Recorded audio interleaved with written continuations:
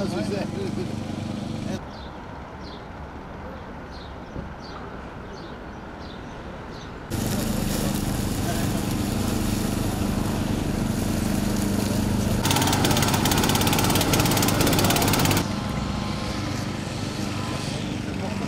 Evet.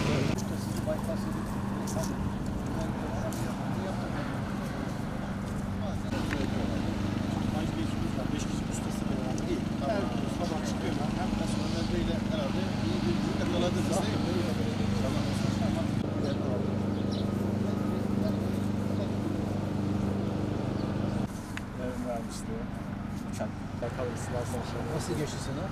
Sınav fena değil ya. Benim doktor olduğumu biliyor musunuz? Vallahi ben Profesör doktor. Sivas'a taşındık depremden Öyle sonra. mi? Evet.